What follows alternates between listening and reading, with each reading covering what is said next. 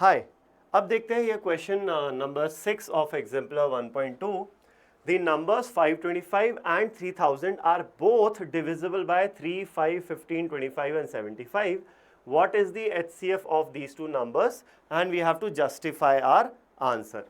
चलो ठीक है, देख लेते हैं. अब आपको दो नंबर्स दिए हुए हैं 525 और 3000. ठीक है, इन दोनों के ही कॉमन फैक्टर्स के बारे में बात की. इसके बहुत सारे फैक्टर्स होंगे, इसके भी बहुत सारे फैक्टर्स होंगे, लेकिन इन दोनों के ही जो कॉमन फैक्टर्स हैं वो क्या क्या हैं? कॉमन फैक्टर्स हैं 3, 5, 15, 25 एंड 75.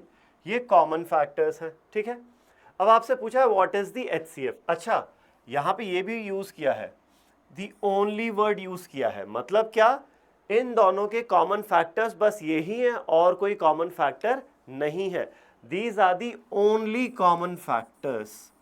ठीक है, तो अब तुमसे पूछा है भाई HCF क्या होगा? HCF ऑफ 525 और 3000 दोनों का HCF क्या होगा?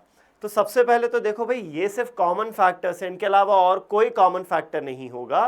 तो जो हाईएस्ट कॉमन फैक्टर है वो इन्हीं में से ही कहीं कोई होगा.